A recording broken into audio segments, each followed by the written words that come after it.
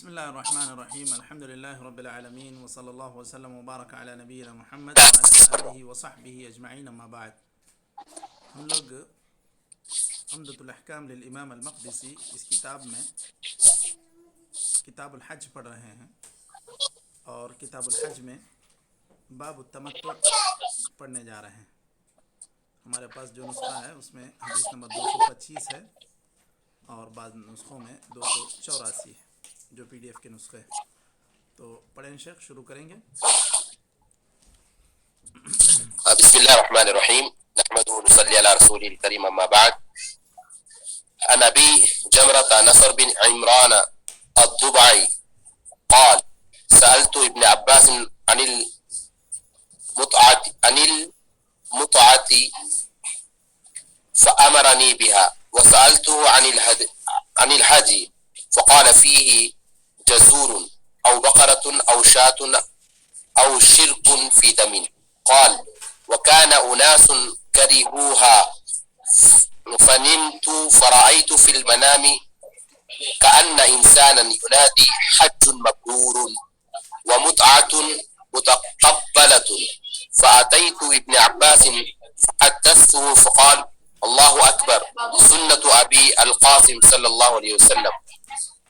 وعن عبد الله بن عمر رضي الله عنهما قال: تمتع رسول الله صلى الله عليه وسلم في حجة الوداع بالعمرة إلى الحج، فأهدى فساق معه الهدي من ذي الحليفة. وبدأ رسول الله صلى الله عليه وسلم فأهل بالعمرة ثم أهل بالحج، فتمتع الناس مع رسول الله صلى الله عليه وسلم فأهل بالعمرة إلى الحج، فكان من الناس من أهدى فساق الهدى من ذي الحليفة، ومنهم من لم يهدي.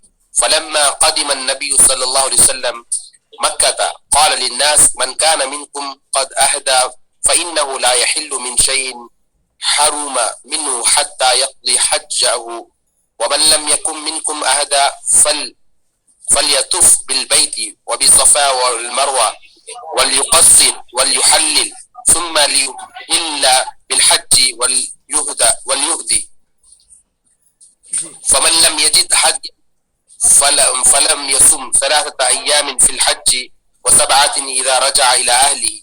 فطاف رسول الله صلى الله عليه وسلم حين قدم مكة واستلم الركن أول شيء، ثم خب 3 أشواط من السبع ومشى 4 وركع حين قضى طوافه بالبيت عند المقام 2 ثم انصرف فأتى الصفا وطاف بين الصفا والمروة 7 أشواط، ثم لم يحل من شيء حرم منه حتى قضى حجه ونحر هديه يوم النحر، فأفاض فطاف بالبيت ثم حل من كل شيء حرم منه، وفعل مثل ما فعل رسول الله صلى الله عليه وسلم من أهدى وساق الهدي من الناس.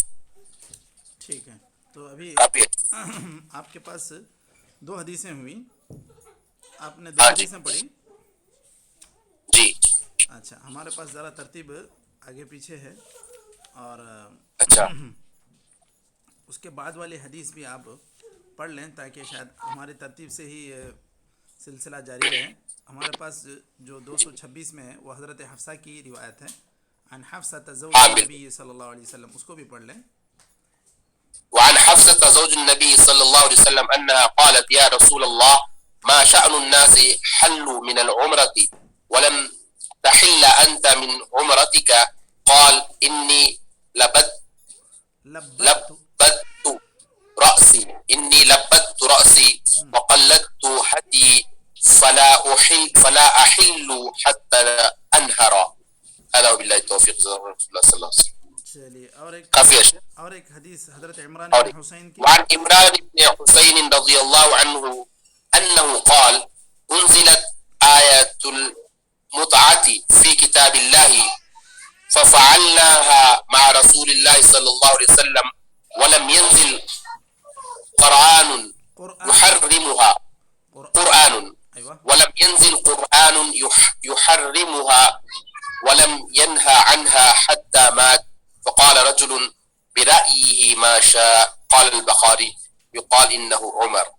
صدق.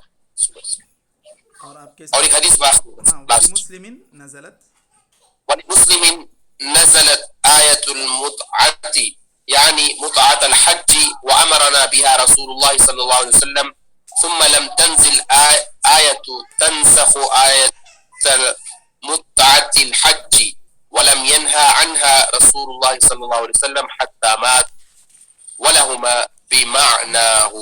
هذا وبالله التوفيق. استغفر الله صلى الله عليه وسلم. بسم اللہ الرحمن الرحیم الحمد للہ رب العالمین صلی اللہ وسلم وبارک علی نبینا محمد وعلی آلہ وصحبہ اجمعین اما بعد.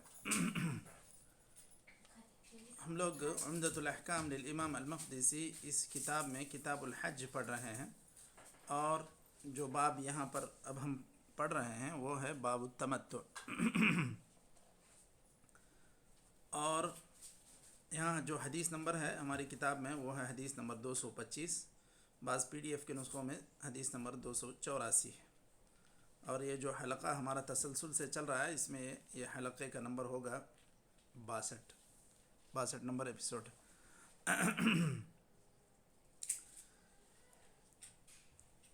اس میں جو ہم لوگوں نے اب سب سے پہلی حدیث پڑھی ہے، اس کو ذکر کرنے سے پہلے اور اس کے جو الفاظ اور معانی ہیں، اس کا جو مفہوم ہے، اس کو ذکر کرنے سے پہلے تھوڑا سا ہم لوگ یہ حج کی جو قسمیں ہیں، انساک کی جو قسمیں ہیں، اس کے اوپر تھوڑا سا وضاحت سن لیتے ہیں.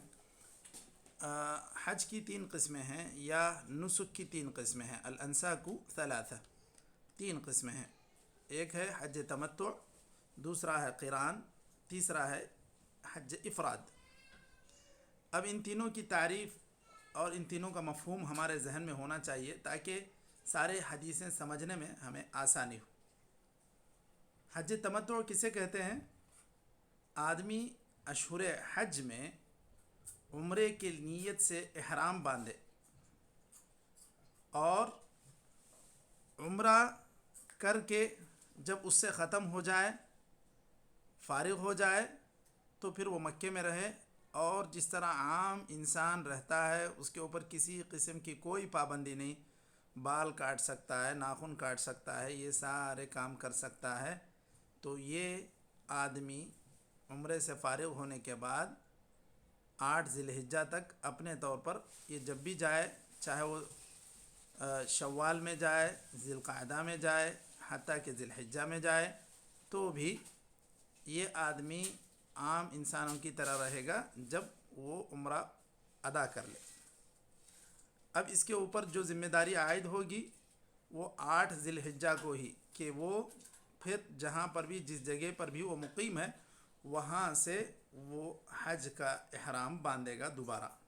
کیونکہ پہلی مرتبہ جب وہ احرام باندھا تھا میقات سے تو وہ صرف عمرے کی نیت سے باندھا تھا، یا اگر وہ عمرہ اور حج دونوں کی نیت بھی کیا تھا تو اس کی نیت یہی تھی کہ یہ عمرے سے فارغ ہو کے پوری طرح حلال ہو جائے گا. پھر اس کے بعد یہ حج کے ایام جب شروع ہوں گے 8 ذی الحجہ کو یہ حج کا احرام باندھے گا.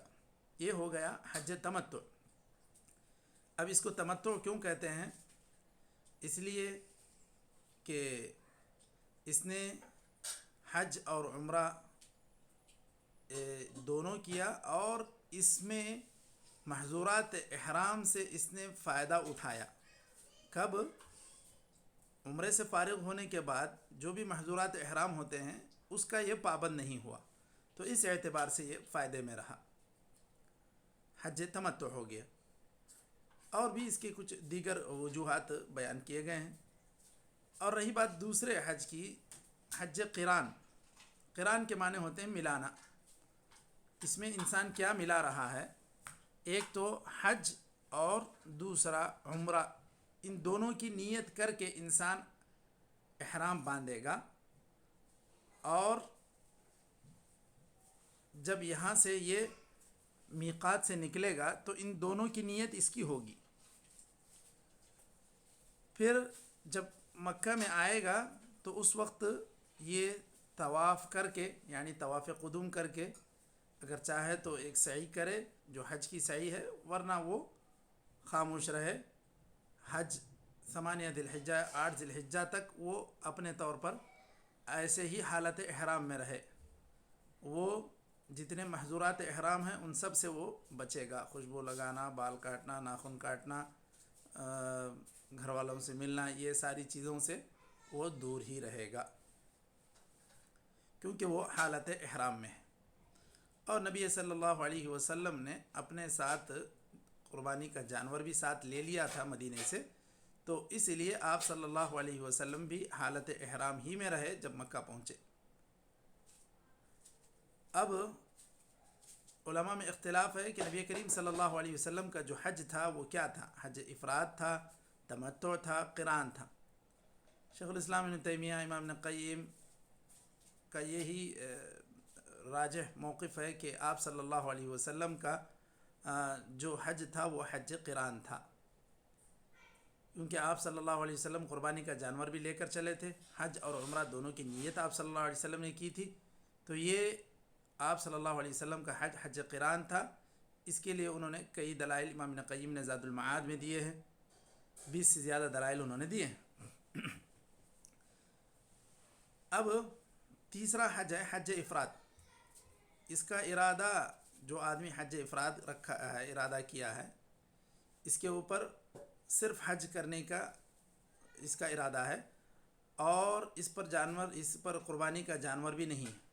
جیسے ہی یہ میقات سے احرام باندھے گا، لبیک اللہم حجتاً کہہ کے یہ احرام باندھے گا، اور سیدھے چاہے تو وہ مینا کے میدان میں 8 ذی الحجہ کو بھی پہنچ سکتا ہے حج کا ارادہ کر کے، یا اگر پہلے ہی آ کے مکہ پہنچ گیا تو وہ طواف قدوم کر لے، چاہے تو سعی حج کی مقدم کر لے، اگر نہ چاہے تو وہ ایسے ہی رہے۔ حج کی صرف اس کی نیت تھی، اس کا حج کے ساتھ اس کے عمرے کا ارادہ نہیں تھا، تو یہ حج افراد ہے، یعنی مفرد صرف ایک کام کا اس کا ارادہ ہے۔ قران دونوں کو ملایا تھا انہوں نے، عمرہ اور حج کو، تمتع بیچ میں فائدہ اٹھائے تھے وہ۔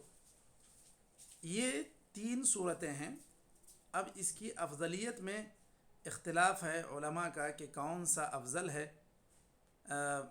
امام احمد کے پاس حج تمتع افضل ہے، اس لیے کہ آپ صلی اللہ علیہ وسلم نے تمنا کی تھی کہ اگر میں قربانی کا جانور نہ لایا ہوتا تو میں بھی حلال ہو جاتا، اور گویا کہ حج تمتع کی آپ صلی اللہ علیہ وسلم نے خواہش ظاہر کی۔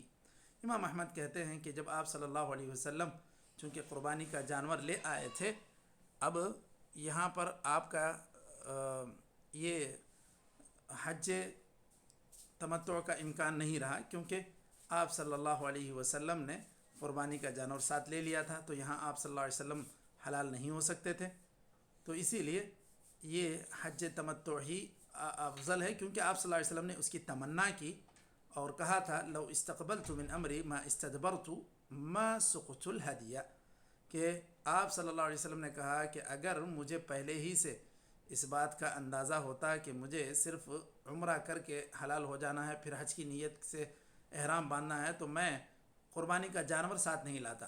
چونکہ آپ صلی اللہ علیہ وسلم مدینے سے قربانی کا جانور ساتھ لے کر نکل چکے تھے، اسی لیے آپ صلی اللہ علیہ وسلم کو حالت احرام میں رہنا پڑا۔ لیکن آپ صلی اللہ علیہ وسلم نے دوسرے صحابہ کو حکم دیا جنہوں نے حج کا ارادہ کر کے بھی احرام باندھا تھا، ان سے بھی کہا کہ تم اپنے حج کو عمرے میں تحویل کر دو اور تم لوگ فائدہ اٹھا لو، حج تمتع کر لو۔ تو صحابہ نے ایسے ہی کیا آپ صلی اللہ علیہ وسلم کے کہنے پر، اور چونکہ آپ صلی اللہ علیہ وسلم نے دیگر صحابہ کو کہہ کر بھی حج تمتع کروایا، تو اسی لیے امام احمد کہتے ہیں کہ حج تمتع افضل ہے۔ امام ابو حنیفہ رحمۃ اللہ علیہ کا کہنا ہے کہ حج قران افضل ہے، کیونکہ آپ صلی اللہ علیہ وسلم کا حج قران تھا، آپ صلی اللہ علیہ وسلم نے قران کیا تھا۔ امام شافعی وغیرہ کا کہنا ہے کہ حج افراد افضل ہے۔ بہرکیف افضلیت میں تو اختلاف ہو سکتا ہے، لیکن علماء نے ان تمام کے درمیان تطبیق کی صورت یہ بیان کی ہے کہ اگر کوئی انسان اپنے ساتھ قربانی کا جانور ساتھ لے آتا ہے اور اس کی کیفیت نبی کریم صلی اللہ علیہ وسلم کی طرح ہو جاتی ہے کہ اس قربانی کا جانور ساتھ لے آئے ہیں، تو پھر وہ حج قران کریں، ان کے حق میں قران افضل ہے۔ جو آدمی قربانی کا جانور ساتھ نہیں لایا، مکہ پہنچ رہا ہے، قربانی کا جانور ساتھ نہیں ہے، مکے ہی میں خرید کر یا کسی اور کو وکیل بنا کر وہ انتظام کر لے گا تو وہ حج تمتع کر لے، یہ زیادہ اس کے حق میں افضل ہے۔ اور جس آدمی کو خود قربانی بھی نہیں دینا ہے اور اس کو عمرے کا ارادہ بھی نہیں کرنا ہے، صرف حج کرنا ہے، اور اکثر یہ وہ لوگ کرتے ہیں جو بار بار جنہیں حج کا موقع ہوتا ہے، اب قربانی کے جانور کی استطاعت بھی نہیں ہوتی تو وہ حج افراد کر لیتے ہیں۔ تو علماء نے اس اعتبار سے اس کے درمیان تطبیق کی جمع کی صورت بیان کی ہے۔ بہرکیف اب اس کی مزید تفصیل اس حدیث کے اندر ہم لوگ سن لیتے ہیں۔ کیا مشائخ ایک کیا کہتے ہیں مختصر سا خاکہ تو کم سے کم ذہن میں آ گیا؟ جی الحمدللہ شیخ۔ اب افضلیت دیکھنے کے لیے تقریر رسول و فعل رسول اور وہ قول رسول کو دیکھ کے جو افضلیت بتاتے ہیں، تو یہاں پہ وہ افضلیت نہیں معلوم ہوتی ہے کیا کہ قول رسول فعل رسول سے جو ہے نا کون سا افضل ہے؟ اچھا، افضلیت کے لیے اب جو علماء نے ترجیح دی ہے، جیسے امام احمد نے کہا آپ صلی اللہ علیہ وسلم نے صحابہ سے کہہ کر تمتع کرنے کے لیے کہا، ان کے حج کو عمرے میں تحویل کرنے کے لیے کہا۔ وہ لوگ حج کے ارادے سے مکہ پہنچے تھے حج کی نیت کر کے، لیکن آپ صلی اللہ علیہ وسلم نے کہا تم لوگ حلال ہو جاؤ عمرہ کر کے، تم لوگ پھر 8 ذی الحجہ کو احرام باندھ لینا حج کی نیت سے۔ تو آپ صلی اللہ علیہ وسلم نے یہ کرنے کے لیے کہا بھی، کیونکہ یہ زیادہ آسان ہے اور بہتر ہے، اس میں احرام کی جو محظورات احرام ہیں اس کی پابندی بھی نہیں ہے۔ اور خود آپ صلی اللہ علیہ وسلم نے تمنا ظاہر کی، لو استقبلت من امری ما استدبرت ما سقت الہدیہ۔ یہ کچھ اقوال ہیں اور کچھ دیگر احادیث ہیں جن کی بنیاد پر یہ ترجیح امام احمد نے دی ہے تمتع کی۔ بہرکیف اب افضلیت کے لیے مختلف احادیث بھی ہیں، کئی احادیث ہیں جن کی بنیاد پر علماء نے حج تمتع کو افضل بتلایا ہے۔ بہت سارے احادیث ایسے بھی ہیں جن کو رکھ کر علماء نے قران کو افضل بتلایا۔ تو یہ ترجیح کے مختلف پہلو تو رہیں گے، لیکن جو جمع کی کیفیت پیدا کی گئی ہے، صورت پیدا کی گئی ہے، اس اعتبار سے انسان اپنے لیے بہتر اور آسانی جس میں ہو اس کو اختیار کر لے۔ ٹھیک ہے شیخ؟ جزاک اللہ خیرن شیخ۔ بارک اللہ فیک۔ تو چلیے آج جو حدیث ہم لوگوں نے پڑھی ہے باب التمتع کے عنوان سے، اس کو دیکھ لیتے ہیں۔ حضرت ابو حمزہ نصر ابن عمران الضبعی یہ روایت کرتے ہیں کہ میں نے حضرت ابن عباس رضی اللہ عنہ سے سوال کیا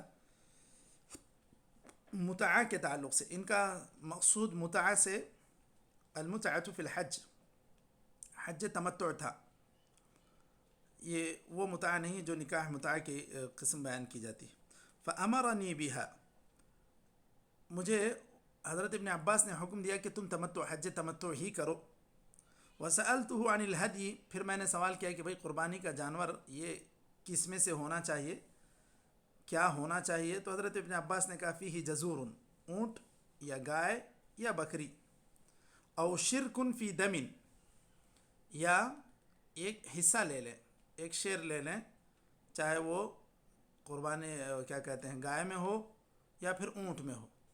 تو بہرکیف جو آدمی حج تمتع کرنا چاہ رہا ہے اس کے لیے قربانی ضروری ہے۔ پھر اس کے بعد راوی بیان کرتے ہیں وَكَأَنَّ أُنَاسًا كَرِهُوهَا فَنِمْتَ۔ اب عموماً ایک تصور تھا جاہلیت میں کہ اشہر حج میں عمرہ نہیں کرتے تھے وہ لوگ، حج کا موسم آیا صرف حج کی نیت سے وہ لوگ مکہ پہنچتے تھے۔ تو یہ کفار کا، یہ جاہلیت کا یہ ایک عقیدہ تھا۔ اب جن لوگوں کو ابھی پوری طرح اس کے احکام حج کے نہیں پتہ ہوئے تھے، انہوں نے گویا کہ ان کے اوپر یہ چیز ناگوار گزری اور انہوں نے یہ سوچا کہ بھائی اب عمرہ حج کے ایام میں ہم لوگ کیسے کریں گے۔ پھر یہ راوی بیان کرتے ہیں کہ میں سو گیا، ایسی ہی یہ باتیں ہو گئی اور میں سو گیا تو میں نے خواب میں دیکھا کہ ایک انسان گویا کہ مجھے آواز دے رہا ہے، کہہ رہا ہے حج مبرور، مجھے مبارکبادی دے رہا ہے، گویا کہ کہہ رہا ہے کہ بھائی آپ کا حج مبرور ہے۔ وَمُتْعَةٌ مُتَقَبَّلَةٌ، اللہ تعالیٰ جو ہے قبول کر لے یہ حج تمتع کو۔ تو آ کر یہ راوی حضرت ابن عباس سے بیان کرتے ہیں کہ میں نے خواب میں ایسی بات دیکھی۔ تو حضرت ابن عباس اللہ کی بڑائی بیان کرتے ہیں، اللہ اکبر کہتے ہیں، سنت ابی القاسم صلی اللہ علیہ وسلم.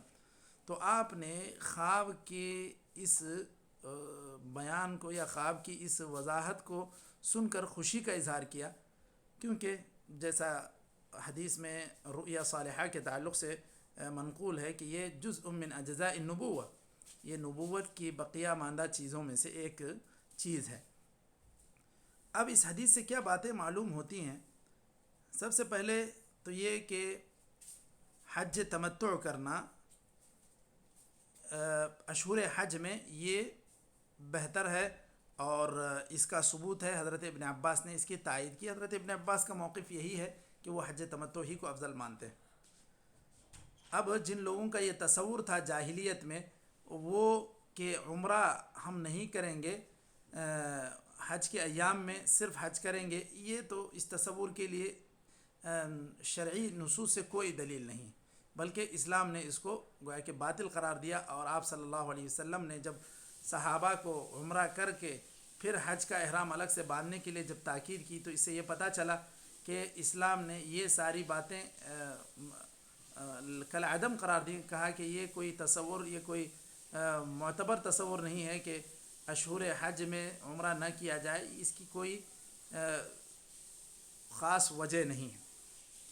اب اس کے بعد یہاں پر دیکھیے ایک بات یہاں جو کہی گئی ہے کہ کأن انسان کسی نے ناپسند کیا، بعد میں وہ بات آ رہی ہے کہ شاید وہ حضرت عمر رضی اللہ عنہ تھے، ان کو یہ بات ابھی پتہ نہیں تھی، یا بعض محققین نے لکھا ہے کہ وہ آ رہا ہے، وہ باقی آگے دو حدیثوں کے بعد اس کا ذکر آ رہا ہے. حضرت عمر رضی اللہ عنہ کا جو موقف تھا، یا انہوں نے سوچا کہ بھئی حج تمتع لوگ کیوں کر رہے ہیں، تو ان کا کہنا یا ان کا خیال اس اعتبار سے تھا کہ اگر لوگ حج اور عمرہ ایک ہی ساتھ کر لیں گے تو پھر عمرے کے لیے الگ سے یہ لوگ سفر کر کے نہیں آئیں گے، تو ہو سکتا ہے کہ بیت اللہ خالی رہ جائے، لوگ یہاں پر زیارت کرنے والے، عمرہ کرنے والے کم رہ جائیں گے. یہ خیال سے حضرت عمر نے کہا کہ بھئی آپ حج تمتع کیوں کر رہے ہیں، حج افراد کر لیں. یہ گویا کہ حضرت عمر کا منشا تھا، یہ اہل علم نے ذکر کیا. بہرکیف حضرت عمر کا جو بھی منشا ہو، نص تو صریح ہے اس باب میں کہ حج تمتع کرنا چاہیے، اور حج تمتع زیادہ بہتر ہے، جیسا کہ خود حضرت ابن عباس کا موقف ہے اور حضرت عائشہ اور دیگر بہت سارے صحابہ کا یہ موقف. اور حدی جو مذکور ہے ایام حج کے تعلق سے یا مناسک حج کے پس منظر میں، اس سے مراد یا تو بکری یا پھر اونٹ یا پھر گائے یا اس میں ایک حصہ، یہ چیز حدی سے مراد ہے. اب جو اضحیہ کہتے ہیں وہ اس کو حدی نہیں کہیں گے. حدی خاص وہ جانور جس کو بیت اللہ میں لا کر ذبح کیا جائے یا یہاں پر ہی اس کو خرید کر اس کو ذبح کیا جائے، وہ جانور ہی الحدی کہلاتا ہے. فمستیسر من الحدی جو کہا، یا حتی یبلغ الحدی محلہ، جو بات کہی گئی وہ قربانی کا وہ جانور جو حاجی ذبح کرتے ہیں. باقی یہ جانور جو یہ حضرت ابراہیم علیہ السلام کی سنت ادا کرتے ہیں وہ اضحیہ ہے، اضاحی ہے، اس کو حدی نہیں کہیں گے. اس کے بعد حضرت ابن عباس رضی اللہ عنہ نے جیسے خواب، ایک صحابی کے خواب کو سن کر خوشی کا اظہار کیا، تو اگر کسی انسان کی بات سچ معلوم ہو، اس کے لیے دلائل زیادہ مل رہے ہوں، تو پھر وہ آدمی خوشی کا بھی اظہار کر سکتا ہے، جیسا کہ حضرت ابن عباس نے کیا. اچھا، یہاں پر دوسری حدیث جو ہم لوگوں نے پڑھی 226 حدیث نمبر، حضرت حفصہ سے یہ حدیث مروی ہے. ام المومنین حفصہ رضی اللہ عنہ بیان کرتی ہیں کہ نبی کریم صلی اللہ علیہ وسلم سے انہوں نے کہا، اے اللہ کے رسول، ما شأن الناس حلوا من العمرۃ ولم تحل انت من عمرتک. اے اللہ کے رسول، سارے لوگ جو اپنے عمرے سے حلال ہو چکے ہیں، یعنی کہ احرام اتار چکے ہیں اور سارے وہ کام کر رہے ہیں جو ایک حلال آدمی کرتا ہے، آپ ابھی تک احرام ہی نہیں اتارے ہیں. ولم تحل انت من عمرتک، آپ اپنے عمرے سے حلال نہیں ہوئے؟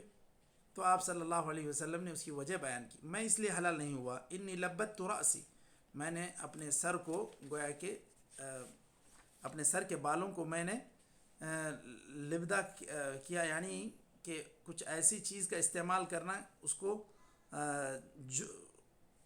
جمائے رکھنا، اس کو جمائے رکھنے کے لیے کسی بھی قسم کی جڑی بوٹی استعمال کر لیں یا کوئی کیمیکل استعمال کر لیں تو اس کو کہتے ہیں تلبید، یعنی بال پراگندہ ہو کے بار بار نکلنے لگیں، ایسا نہ ہو۔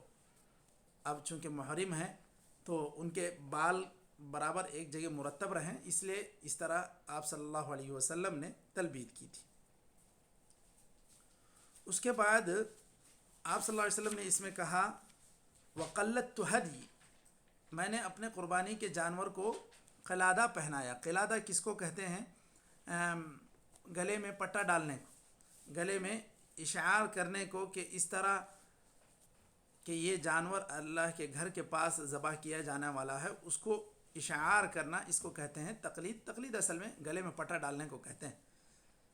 تو ہدی کو آپ صلی اللہ علیہ وسلم نے ایسا اشعار کیا، اور اس طرح آپ صلی اللہ علیہ وسلم نے گلے میں اس کے قلادہ ڈالا تاکہ لوگوں کو دیکھتے ہی یہ لگے کہ بھائی یہ قربانی کا جانور ہے جو بیت اللہ کو لے جایا جا رہا ہے۔ اس کے ساتھ کیا کہتے ہیں، بے ادبی نہ کی جائے، اس کو تنگ نہ کیا جائے۔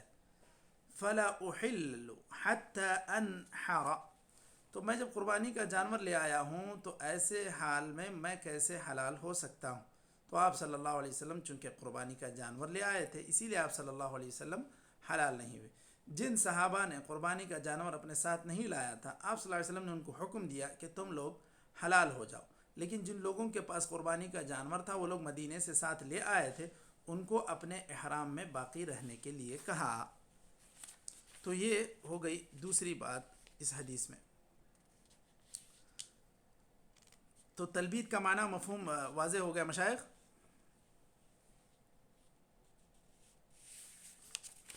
اچھا، الحمدللہ۔ جی، اس حدیث سے جو مسائل مستنبط ہو رہے ہیں ان میں سب سے پہلی بات یہ ہے کہ نبی کریم صلی اللہ علیہ وسلم کا حج قران تھا، اس حدیث سے دلیل مل رہی ہے، کیونکہ آپ صلی اللہ علیہ وسلم حلال نہیں ہوئے اور قارن حلال نہیں ہوتا ہے، وہ آ کر طواف قدوم کرنے کے بعد اپنے احرام میں باقی رہتا ہے یہاں تک کہ وہ مینا میں کنکری مارے، 10ویں ذی الحجہ کو پھر طواف افاضہ کرے، یہ سب کاموں کے بعد ہی وہ حلال ہوگا۔ تو یہ آپ صلی اللہ علیہ وسلم کا اپنے احرام میں باقی رہنا، جو حضرت حفصہ رضی اللہ عنہ کا سوال تھا، وہ اس بات کی علامت ہے کہ آپ صلی اللہ علیہ وسلم کا حج قران تھا۔ اس سے دوسرا مسئلہ یہ بھی معلوم ہوتا ہے کہ دور دور جگہوں سے بھی قربانی کا جانور، ہدی کا جانور لایا جا سکتا ہے، مکے کو لے کر آ سکتے ہیں، پہنچ سکتے ہیں۔ اب آپ صلی اللہ علیہ وسلم مدینے سے لے آئے تھے تو کافی ایک بڑا لمبا فاصلہ ہے۔ اسی طرح جانور، قربانی کے جانور کو قلادہ پہنانا، اس کی بھی مشروعیت ہے۔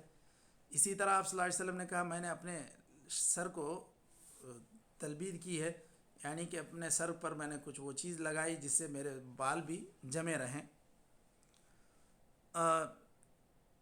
اب اگر کوئی آدمی قربانی کا جانور ہانک کر نہیں لاتا ہے اور وہ حج کے ارادے سے نکلا تھا، اگر مکے میں آ کر وہ عمرہ کر کے وہ اپنے آپ کو حلال کر لینا چاہے تو اس کے لیے اس بات کی اجازت ہے، یعنی ایک آدمی اپنے حج کو فسخ کر سکتا ہے، ایک آدمی اپنے حج کو فسخ کر سکتا ہے، یعنی عمرے میں تبدیل کر سکتا ہے۔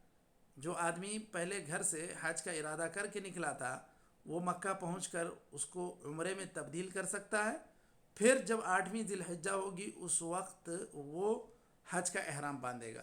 تو جب تک مکے میں وہ رہے گا ایک عام انسان کی طرح وہ رہے گا۔ آپ صلی اللہ علیہ وسلم نے اس طرح کیوں نہیں کیا، یا آپ صلی اللہ علیہ وسلم حلال کیوں نہیں ہوئے؟ اس کی وجہ کیا بیان کی گئی حدیث میں؟ جی مشائخ،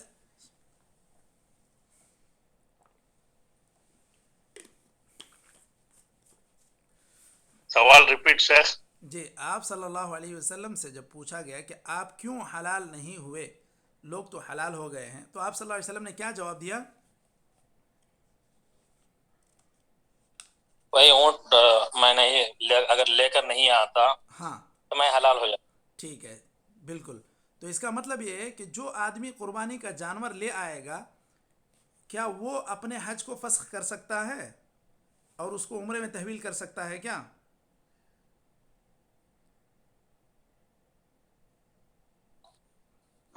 شاید نہیں شیخ. نہیں کر سکتا نا. نہیں کر سکتا، بالکل نہیں کر سکتا. کیوں؟ حتى يبلغ الهدي محلہ ولا تحلقوا رؤوسكم حتى يبلغ الهدي محلہ. جب تک وہ 10ویں ذی الحجہ کو اس کے ذبح کا وقت نہیں آئے گا، اس وقت تک تم لوگ اپنے سر کو نہیں مونڈو گے، تو تم لوگ اپنے حالت احرام میں باقی رہو گے. تو اس کا مطلب یہ ہے کہ جو آدمی قربانی کا جانور نہیں لایا، حج کے ارادے سے آیا، تو کیا وہ اپنے حج کو فسخ کر کے عمرے میں تبدیل کر سکتا ہے؟ جی جی جی، اللہ کے نبی نے تو خود کہا تھا کہ آپ جو ہے نا ایسا کر سکتے. ہاں بالکل. اس فرق کو اچھی طرح ہمیں ذہن نشین کر لینا چاہیے، کیونکہ اس کے بعد جو ہے نا یہ چیزیں اساس کی حیثیت رکھتی ہیں. بعد میں صرف اصطلاحات استعمال ہوں گی، متمتع، قارن، مفرد، تو پھر جو ہے کہیں وہاں پر اشتباہ نہ ہو جائے ایک دوسرے کا. ہاں تو یہ کچھ بنیادی باتیں ہیں اس میں جو ہم لوگوں نے شیخ اگر اس زمانے میں اگر اب جو ہے نا اگر کوئی قران کی نیت کرتا ہے تو انہیں کیسے اپنا جانور لے کے جائے گا شیخ؟ اگر اب کرتا ہے تو مکے کے اطراف سے اگر وہ جا رہا ہے حج کرنے کے لیے تو وہ کرے گا، کر سکتا ہے. اس کے لیے اتنی بڑی رکاوٹ تو نہیں ہے. اس کو بس جانور جو ہے بہت زیادہ فاصلے تک اس کو طے کرانا نہیں ہے، وہ مینا میں وہ پہنچا سکتے ہیں. اور اس کے لیے جو آدمی اس طرح کا ارادہ کرے گا وہ اپنی ترتیب بھی اس کی کر سکتا ہے. لیکن ایسے عموماً اب بہت کم لوگ ہیں جو ہدی کا جانور لے کر جا رہے ہوں. شاید ہی کوئی ہوں گے جو اس طرح کی کارروائی کر رہے ہیں، ورنہ اکثریت حج تمتع کر رہی ہے یا پھر جو ہے حج افراد کر رہے ہیں. ٹھیک ہے مشاہد، جزاک اللہ خیر. اچھی بارک بات ہے. اللہ یہ میٹنگ شاید بارک. ختم ہو جائے گی، تو اس کو آج ہم لوگ 2 حدیثوں پر اکتفا کر لیتے ہیں. پھر کیا کہتے ہیں، انشاءاللہ کل سے تیسری حدیث 227 ہم لوگ پڑھیں گے. ٹھیک ہے مشاہد،